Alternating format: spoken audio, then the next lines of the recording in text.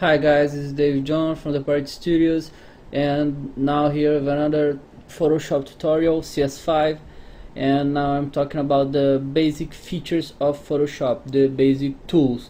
Is this column in the left side of the screen, and I'm going to use this picture of Lost, the show that I was very fond of, and now it's gone, and I'm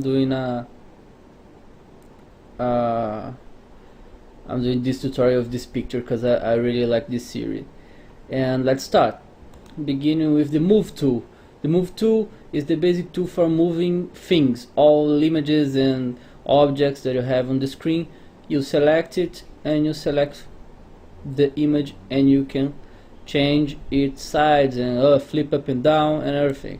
And if you have this show transform controls marked, you can shrink the image or enlarge the image, do whatever you want with the image. It's like a free transform control. Okay, next is the marquee tool. It doesn't matter which one you get, the only difference is the form that will come the marquee, and you can mark anything you want. Now I'm getting Jack, and he is marked. And what does it does? It all the effects that we use, or paint, or anything that you want to do inside this marquee won't affect the outside of the picture. So if we get here the brush tool and we brush inside with the blue, nothing get out of the place that is marked. So it's a very useful tool for that. Next one is the lasso tool. I will only cover the lasso tool here. The other lasso we'll see far ahead in our tutorials. And the lasso tool is a free selection tool. You get here Lapidus, and we select him, and done. It selects the same way that the rectangular marquee tool is done.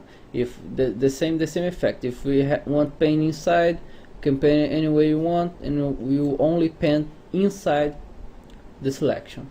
Okay. Next one is the quick selection tool and the magic wand tool. The magic wand tool grabs the colors. That's what it does. It search for colors and mark them. So we put here, and it will find all the colors that seems like the color that you clicked on. Here is the tolerance. The higher the tolerance, the more color it will get. If we put here 50, it will get 50 colors above the color you select, and 60 tones down the tone you select. So it's a very useful tool when we have the same color when we want to select. The other one is the quick selection tool, and simply is select everything you touch. So you go covering and it will select everything. If you want to take off, we get the quick selection with the minus signal, and deselect anything you don't want on the image. Okay. The crop tool is basically it crops the image. You get on the corner of the image, or on the top, or bottom, the sides, and you crop the image the way you like it. Nothing different than that. Now the eyedropper tool. The eyedropper tool finds the color, right? You want to something look like this sky, and you select it, and your color palette go to that color. And here in this case it's point sample, so I'm getting the exact color that I'm clicking on. If I choose the other option, 3x3, 5x5, 50x50, it will do an average. If you get 101 by 101, you get an average of the pixels around it, and it will give you a color based on that. Okay. Here now are the healing brushes. The healing brushes are really good tools, but I will not pass them on this tutorial because we'll see them far ahead when we are dealing with skin tones and skin blemishes. So we'll do it far from now. Now the brush tool and the pencil tool. The brush tool is basically it's a brush, we paint, we select a color, any color is good, like blue, and we paint with the color. The pencil, same thing, just is a thinner brush, nothing special there. Now I have the clone stamp tool. The clone stamp tool is one of the most useful tool on Photoshop. What the clone stamp tool does, it copies the place you mark and go over whenever you want. So if I get here the floor, to use this tool we have to press Alt and click on the place, so I get this pattern now.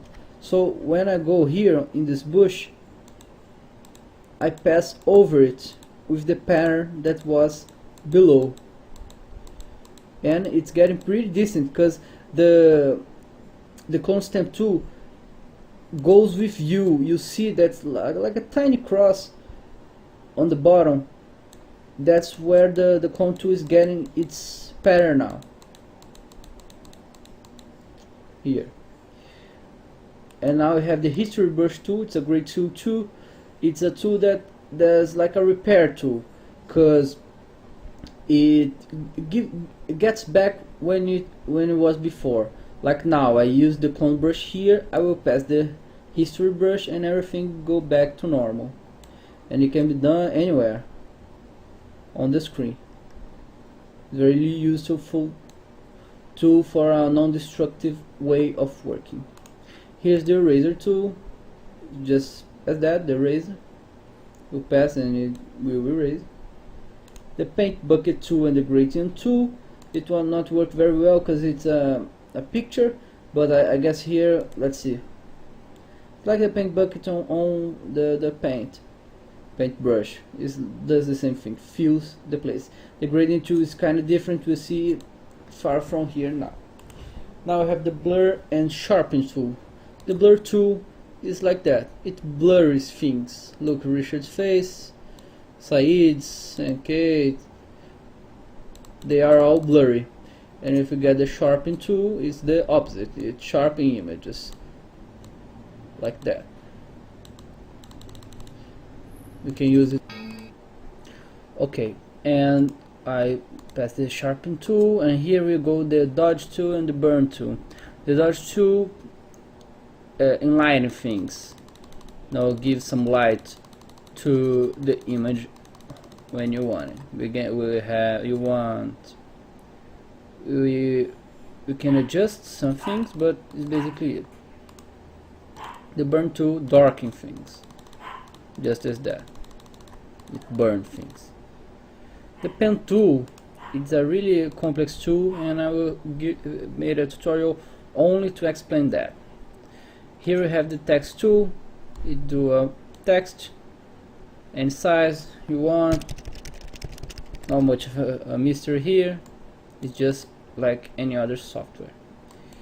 We got the path selection tool, not very interesting now. We have the rectangle tool and the round rectangle tool, the ellipse tool, the polygon tool. It's like that. We do polygonal shapes. And this is not interesting right now. We have the zoom tool. You can zoom in and you can zoom out. And it's basically it. I hope you enjoyed it. We'll see you next time. Please subscribe if you want. Thank you.